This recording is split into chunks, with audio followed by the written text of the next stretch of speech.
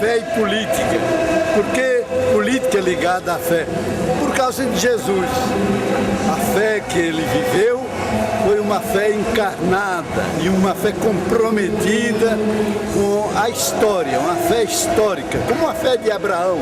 Ele herdou essa mesma fé e nos passou uma fé que é fermento na massa, é luz para o mundo, é sal da terra.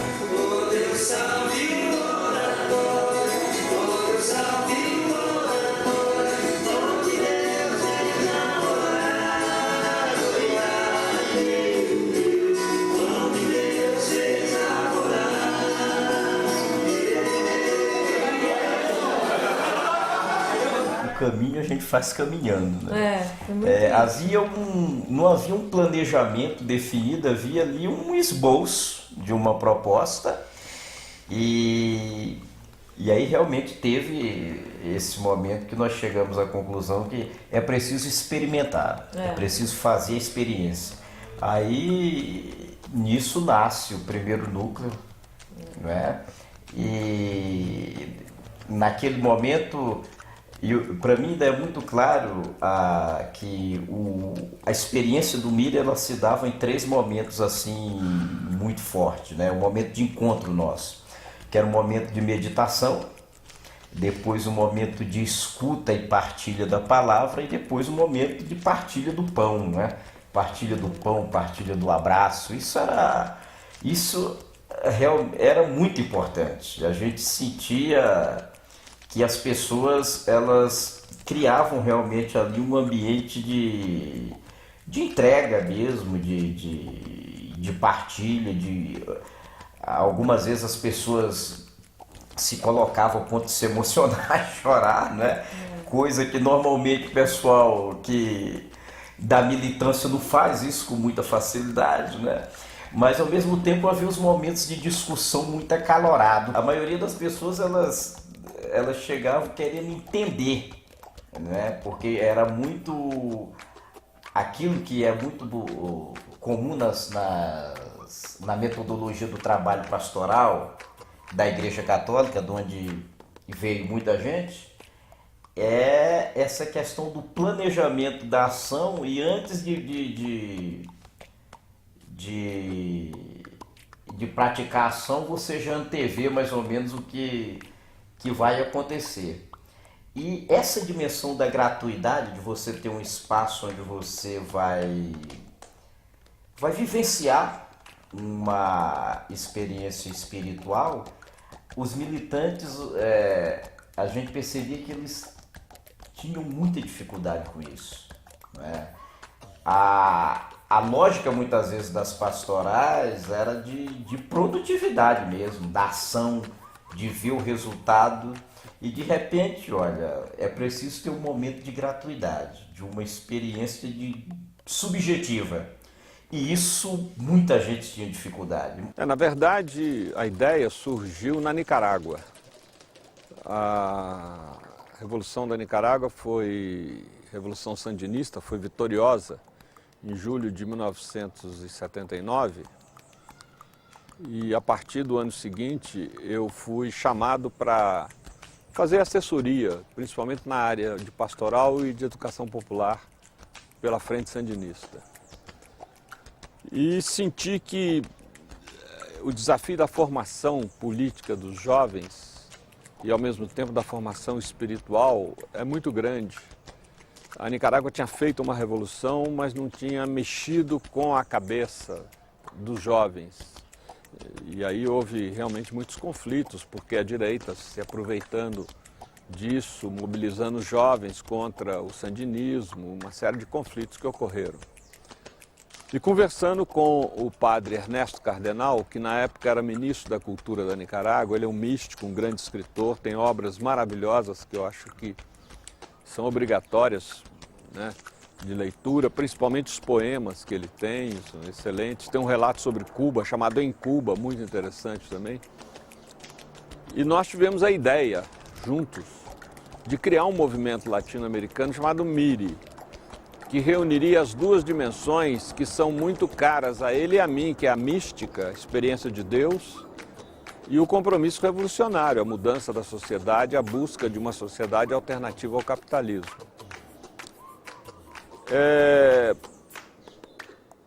Isso não foi efetivado, ficou a ideia, né? A ideia interessante e tal.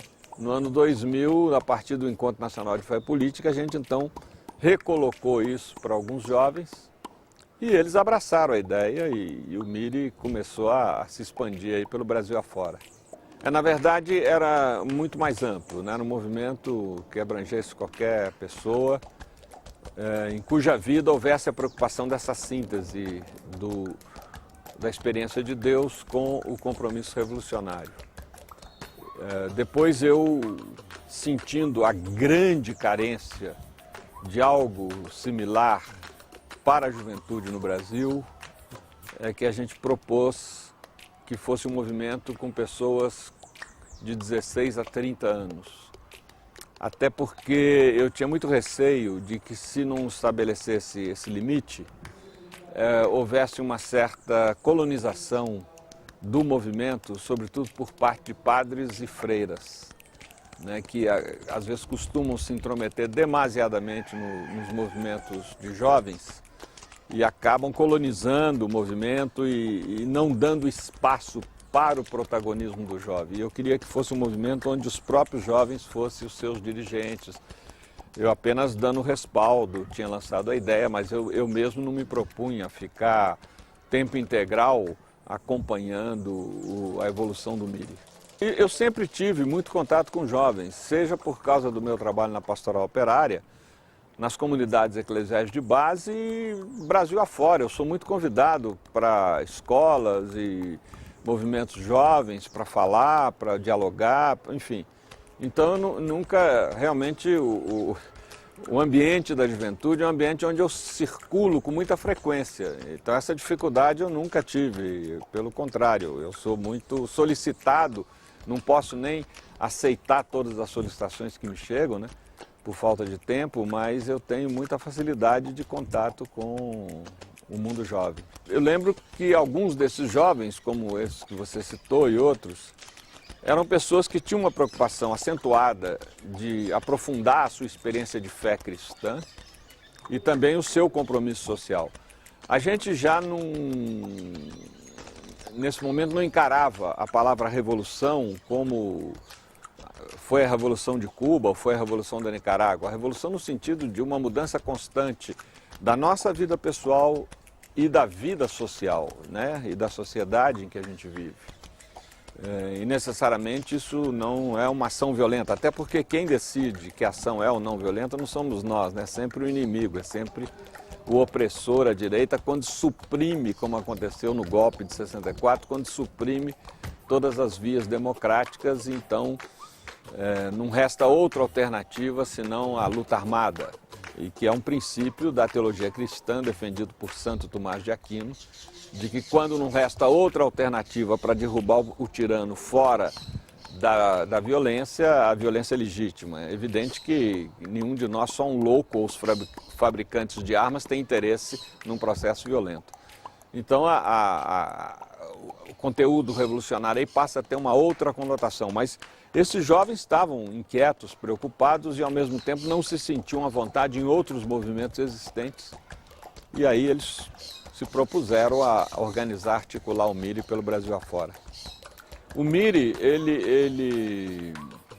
quando ele surge, né, você tem 3 tipos de jovens que ingressam no MIRI. Você tem um jovem que ingressa porque ele tem uma fome de Deus, ele tem uma sede de aprofundar a sua vida de fé, a sua vida espiritual. Mas ele é aberto ao compromisso social, é aberto a uma proposta de opção pelos pobres, etc. E você tem um segundo segmento, que são aqueles que têm uma motivação política, mas não tem tanto uma motivação espiritual. E tem um terceiro segmento que consegue fazer a síntese. Então houve muitas tensões no início do MIRI, porque, por exemplo, a proposta inicial é que nas reuniões do MIRI houvesse pelo menos meia hora de meditação. Alguns jovens tinham muita dificuldade. A meditação, de fato, é algo absolutamente fantástico, importante nas nossas vidas, mas não é fácil aprender ou se habituar a fazer meditação. Então houve uma certa resistência, alguns jovens pendendo mais para transformar o MIRI só num movimento político, quase de uma escola de formação de quadros políticos. E isso fez com que o MIRI perdesse a sua característica em alguns lugares do Brasil. E até alguns núcleos desapareceram por isso, porque foi perdendo essa característica, que é a síntese entre a espiritualidade e o compromisso político. Mas eu diria que no saldo final isso também foi positivo, porque hoje eu encontro esses jovens mais políticos, vamos dizer assim, que estão aí engajados em vários movimentos, partidos, etc., e levando a vida adiante. Ninguém se aburguesou, sabe? Ninguém ficou indiferente ao sofrimento do pobre. As pessoas estão em diferentes trincheiras de lutas. Mas o que eu vejo interessante agora é justamente a recuperação do MIRI dentro do seu modelo original de ser uma síntese entre a espiritualidade, a partir do Evangelho, a partir do testemunho da palavra de Jesus e do compromisso com os pobres e do compromisso revolucionário de buscar os outros mundos possíveis, né? Uma alternativa ao capitalismo. Ser um lugar onde o jovem vai encontrar, vai saciar uma dupla sede num só poço, que é o MIRI. O poço é o MIRI, mas é a sede de Deus, a sede de uma vida espiritual profunda, e a sede de compromisso político, né, com um projeto utópico de mudança radical da sociedade. Eu não conheço outro movimento assim que ofereça isso. Né? Em tese, as comunidades eclesiais de base, etc., mas não é fácil, porque as comunidades eclesiais de base são mais na periferia, enfim, nas capelas do interior, enfim, nas camadas mais pobres. Então não é fácil para quem vive nos grandes centros urbanos você encontrar uma comunidade eclesial de base, principalmente você sendo jovem e onde você se sinta bem, porque a comunidade ela não tem limite de idades. Então é mais complexo, né? Então o MIRI realmente ele vem responder a essa vocação. É claro que não são muitos jovens, mas nós não estamos preocupados com a quantidade, nós estamos preocupados com a qualidade, né? De o movimento conseguir criar essa dinâmica de aprofundamento espiritual e político. Esse poço que sacia duas sedes, que estão em nós, né? Até mesmo alguns conceitos que já eram bastante comuns entre as pessoas que se envolveram nesse primeiro momento, por exemplo, o conceito de espiritualidade, não é? O conceito de ecumenismo, que mesmo entre as pastorais que já havia essa experiência do ecumenismo, mas o movimento ainda abria algo muito mais amplo. E era uma espiritualidade que tinha uma prática espiritual definida, né? Assim como tem grupos que têm como prática espiritual a reza do terço, outros a celebração da palavra, o MIRI tinha a prática da meditação cotidiana, né? Era uma prática espiritual da qual o movimento naquele momento ele não abria mão, era proposta mesmo do movimento. E o Beto teve esse papel, né? O Frei Beto, um papel determinante, né? Na proposta do MIRI, organizar a proposta do MIRI aqui no Brasil. Acho que o Tomás e o Fábio faziam parte de um grupo de oração e saíram com essa proposta. A gente fez uma primeira reunião para dialogar um pouco interesse, se eu tinha interesse, qual era a possibilidade da gente trabalhar junto, né? E a gente tem a mesma idade, eu e o Tomás no caso, mas assim, tinha questão assim, tinha tinha o folheto azul. Agora eu lembrei, eles vieram conversar comigo com o folheto azul. E aí, era justamente como é que a gente faz? Foi panfletado no encontro de fé e política. E agora, né? Aí começou a chegar cartas de pessoas interessadas, né? Então eu lembro, nós três pegávamos as cartas, distribuíamos um pouco A ideia, eu fiquei no começo na secretaria, né? Então, junto com o Fábio, aí depois chegou o Frei Paulo, a ideia era, enfim, organizar um pouco essas cartas, dar uma resposta e marcar uma primeira reunião. Mas antes disso a gente se deu conta, antes mesmo dessa primeira reunião com quem estava retornando as cartas, de que nós mesmos tínhamos que estar afinal, se a ideia era proporcionar a vivência de uma comunidade, né? Proporcionar à comunidade, aprofundar temas que cada um tivesse vivendo nos seus espaços de militância, né? Partilhar e aprofundar esses temas a partir das leituras que os grupos fossem escolhendo, né? E procurar, era tudo assim muito discutido, e o próximo passo qual vai ser, né? E agora, o que a gente faz? Então tinha uma liberdade grande e ao mesmo tempo algo que a gente não tinha muito noção do tamanho do que a coisa poderia tomar, né? Ou mesmo da profundidade dessa vivência, porque ela só foi se dando a cada passo, né? Nesse momento a gente decidiu, falou, bom, a gente também tem que estar em núcleo, então vamos convidar uns amigos, cada um convidou 2 ou 3 amigos, você conhece o fulano, traz o ciclano, pode ser tal, amigos inclusive que a gente nem conhecia uns dos outros, e fez uma primeira reunião. Aí foi nessa ocasião, foi a primeira reunião na casa da Luciana Roya, que eu conheci o Frei Paulo.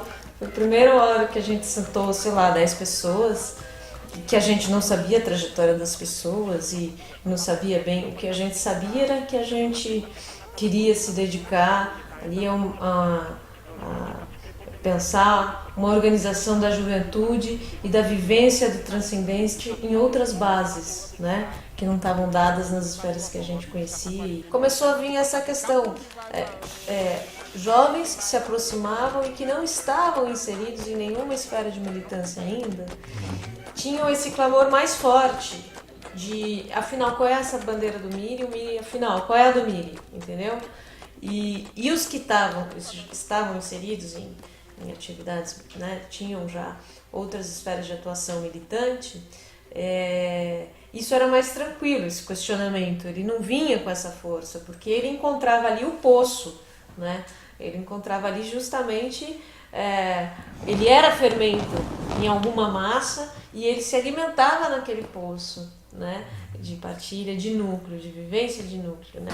O MIRI é um movimento de juventude lançado no primeiro encontro de fé e política em 2000 em Santo André, e ele nasceu num sonho já antigo, assim, de um projeto do Frei Beto desde a década de 70, na Revolução da Nicarágua, em que se viu como que cristãos puderam sonhar a revolução e juntos tentar fazê-la, né? Junto com pessoas que não eram cristãs, mas que tinham o espírito de revolução, que queriam transformar o mundo, que queria buscar esse reino mesmo que o chamasse de outro nome.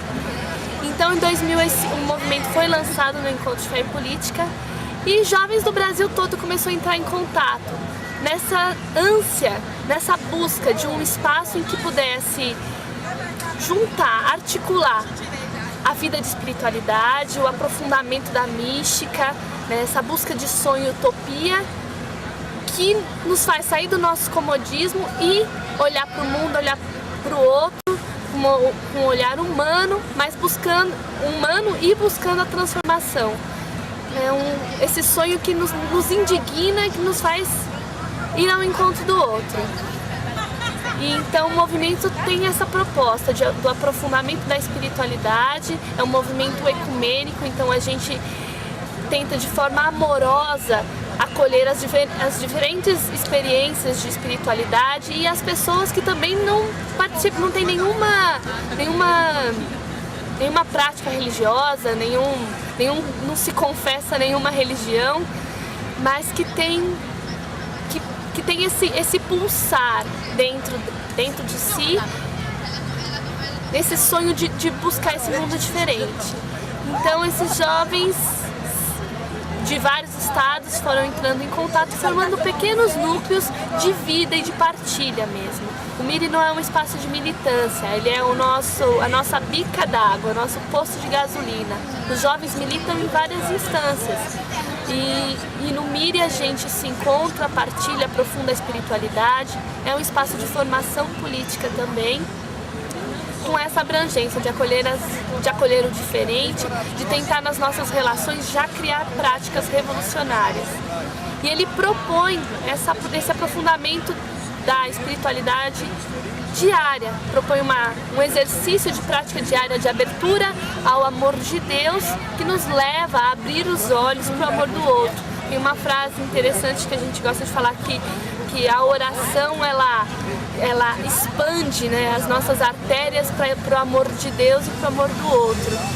Então é essa um pouco a experiência, né? É essa um pouco a busca dos jovens que se interessam pelo MIRI. Aprofundar a espiritualidade e se engajar numa luta real de libertação do povo, de alcance da justiça, do reino de Deus ou da utopia, o nome que as pessoas quiserem dar para esse mundo de justiça, para esse outro mundo possível.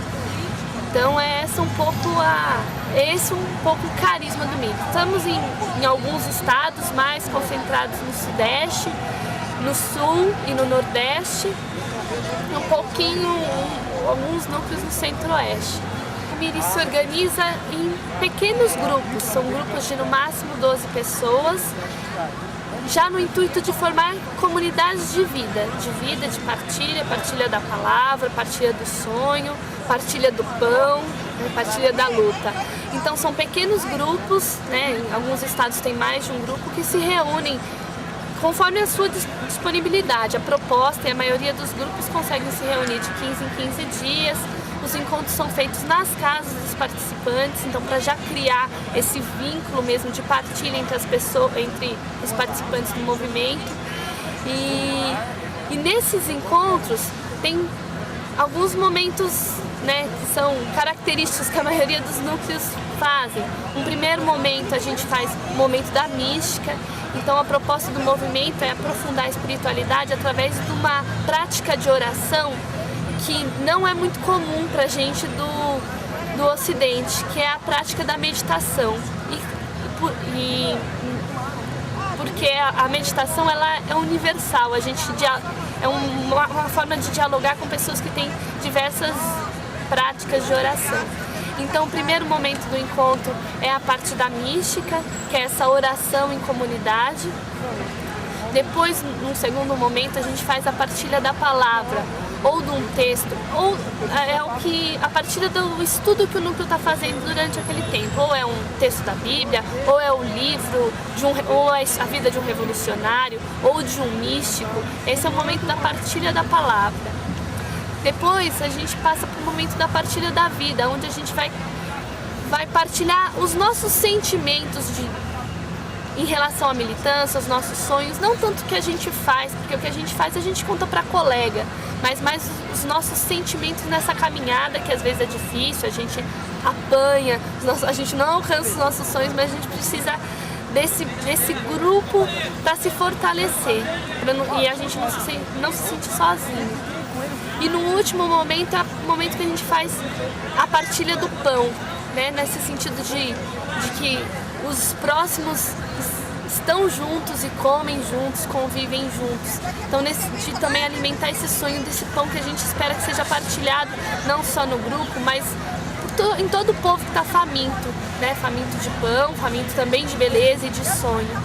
Então os encontros são mais ou menos preparados dessa forma. E o que nos faz muito felizes também no movimento é a gente saber que a gente não está sozinho, né? A gente poder partilhar esse sonho com outras pessoas. A gente sabe que aqui a gente está fazendo... É muito bonito quando a gente sabe que a gente está fazendo um encontro aqui em São Paulo e que no mesmo dia o grupo da Paraíba está se encontrando e no dia seguinte o grupo do Piauí está se encontrando para também partilhar esse sonho juntos. E é muito, muito bom a gente não se sentir sozinho, não é um grupo isolado de duas pessoas que sonham e parece que o sonho é impossível.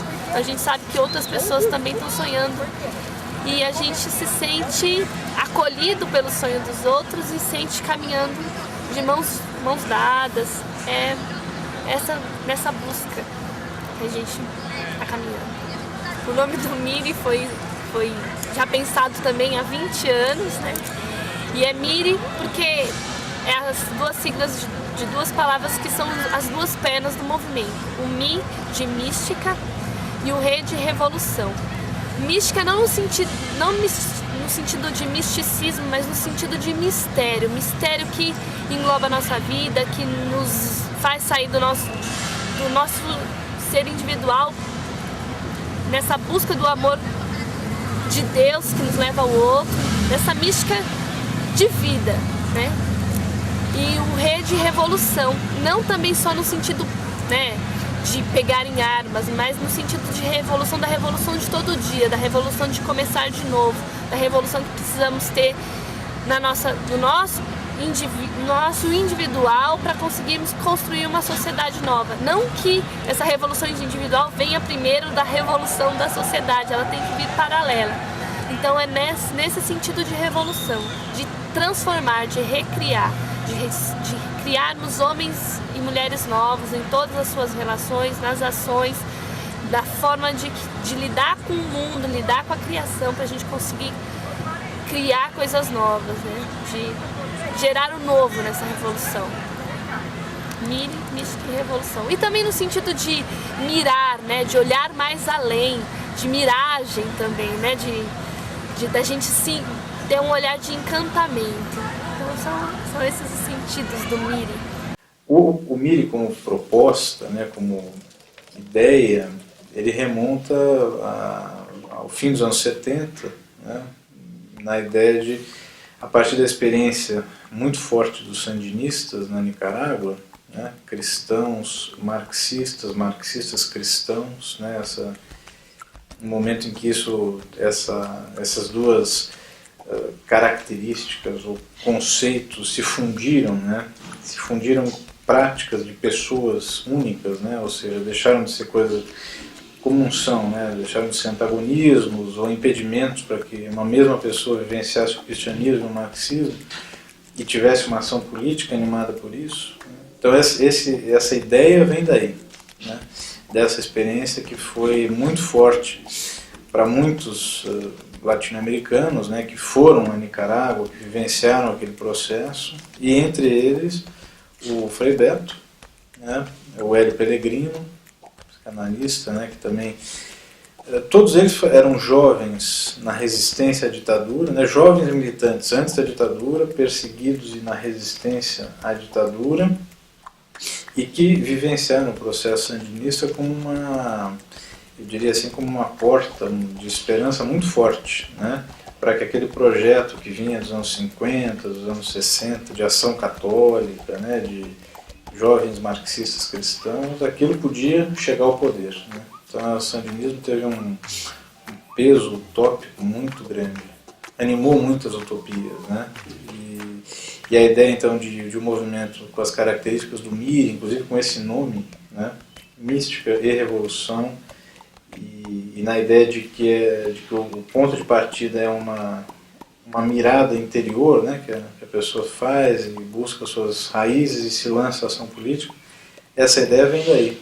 Aí basicamente da cabeça, da experiência desses dois, né, Frei Beto e Hélio Pellegrino, né, sempre foram muito próximos e vivenciam muito essas duas dimensões, né. Então aí, lá no final no ano 2000, né, é que essa proposta volta, sendo feita para mim e para outras pessoas do grupo de oração, retomando essa utopia do final dos anos 70. Né? Esses são os antecedentes. A gestação da proposta, ela se deu ao longo do ano 2000. Né? Tem um marco importante, que acho que é bom sempre ressaltar, é uma viagem que o grupo de oração fez a Cuba, em janeiro de 2000. Né? O grupo estava comemorando, naquela ocasião, eu acho que eram quantos? 2000? 20 anos de grupo de oração, né? Das primeiras experiências de grupo de oração.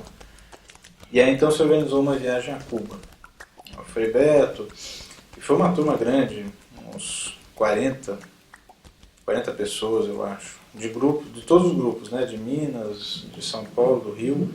Então foi uma turma bem animada.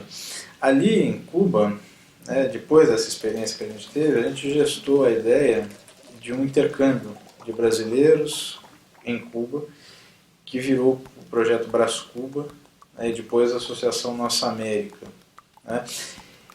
Essa primeira turma do Brás Cuba, ela foi organizada e animada ao longo do ano 2000. Né? E, em paralelo a isso, se começou a trocar as ideias sobre o lançamento de um movimento nas características do MIRI. Né? Então eu acho que o Brás Cuba, essa ideia do intercâmbio com Cuba, também tem a ver, né, como um catalisador, assim, um animador para essa proposta do MIRI. E daí, enfim, que eu me recorde, assim, foram talvez um mês e meio de preparação prévia, né? Na verdade, o que a gente fez de preparação prévia foram algumas conversas com o Frei Beto, né? Traços gerais do que seria a proposta, do que a gente apresentaria, né, sobre o MIRI. E aí, basicamente, a síntese de tudo que a gente conseguiu chegar com um projeto, né, é aquele folheto azul, né, que são as 3 características, né, do que seria uma revolução brasileira, né, a proposta de ser um movimento de oração, né, que tivesse na meditação a sua prática de oração mais forte, e a necessidade de articular isso com um engajamento, então, pela Revolução Brasileira, né? Por isso que o folheto azul ele é muito sincero, né, nesse aspecto, e ele foi, eu acho que é uma bela síntese de tudo que a gente conseguiu conversar, né, em termos da proposta do MIRI. Teve um momento que eu acho que foi importante também para a ideia do MIRI, que foi um encontro acontecido em Caxias do Sul, mas ali a gente teve contato, né, e a gente, quando eu falo, estava eu, o Fábio, né, e o Frei Beto, né, o Frei Beto já estava lá porque ele era organizador desse encontro, mas nós fomos a convite dele participar. A gente teve contato com pessoas que militavam em vários países da América Latina, né, em movimentos de diversas tendências, né, que iam do Lula, né, até guerrilheiros que estavam clandestinos no Brasil, né, da Colômbia, por exemplo. Então, e todos eles discutindo, né, os anos 90 na América Latina, né, os desafios para superar o neoliberalismo, as estratégias, né, então, por exemplo, do Lula à guerrilha. Então foi um encontro muito forte, no fim foi em 99 esse encontro, né? Eu fiz aqui a menção a isso porque houve um encontro da revista América Livre no Instituto Sede Sapiência, né, ali no comecinho de dezembro de 2000, né, logo após ou logo antes do Fé e Política. Então essa semana foi bem forte, né? Teve esse encontro então no Instituto Sede Sapiência. Eu lembro que durante esse encontro a gente fez reuniões com o Frei Beto para avaliar ou o que ia ser lançado da proposta ou como tinha sido o lançamento. Eu não me lembro exatamente as datas. E aí teve o lançamento efetivo no Fé e Política, que na verdade foi a distribuição dos folhetos azuis, né? E uma fala, um momento breve da fala que o Frei Beto teve nesse encontro, que ele falava, olha, tem jovens aí que estão distribuindo um folheto, uma proposta nova, quem tiver interesse preenche seus dados, entre em contato.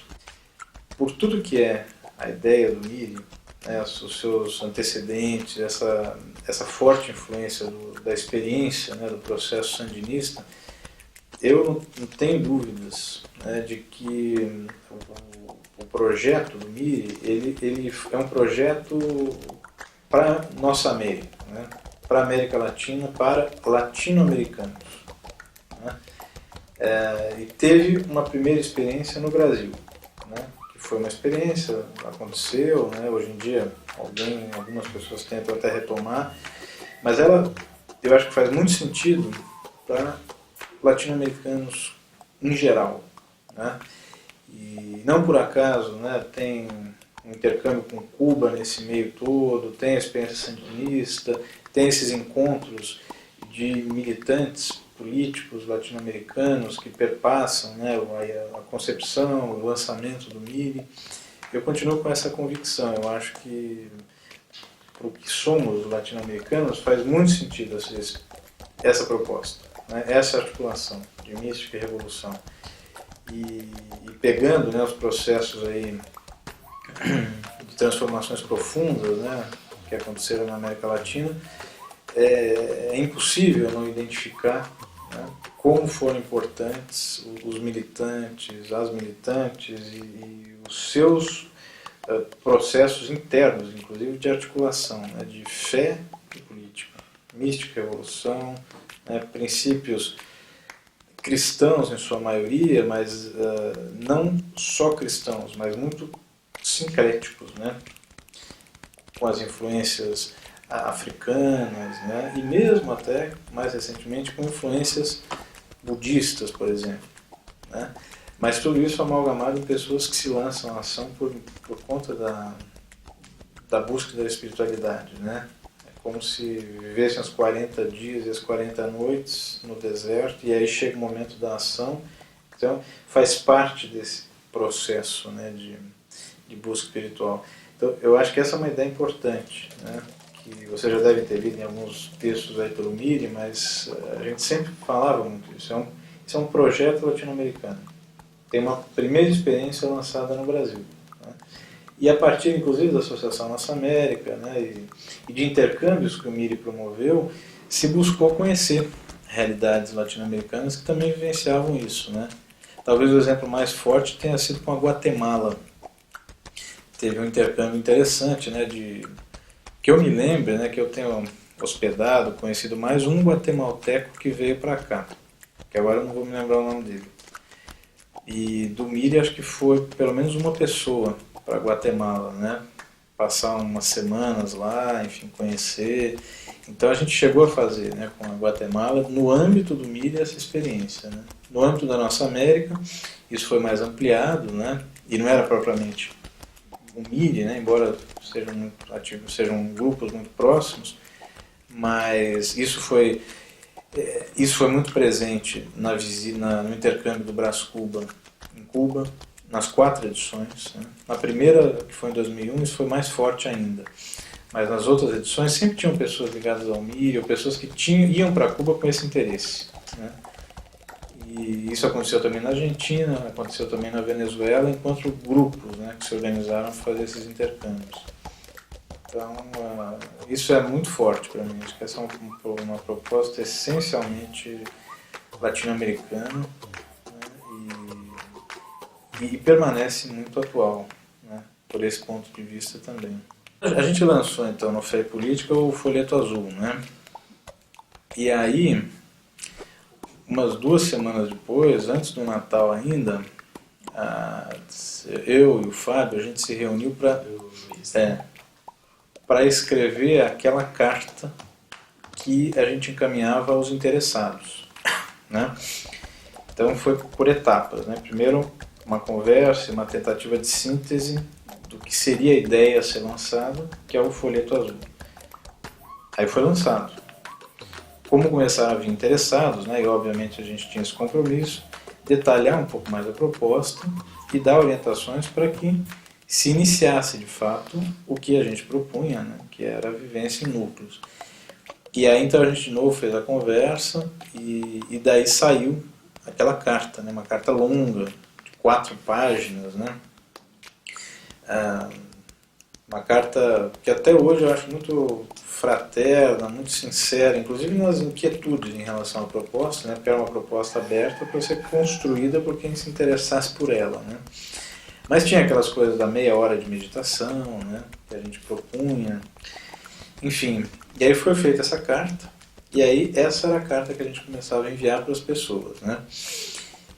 E aí logo no comecinho do ano, eu acho que de 2001, a gente viu que, bom, a gente tem uma experiência de grupo de oração, mas não é essa experiência que a gente está propondo no MIRI. Então, é preciso vivenciar essa experiência num coletivo, né?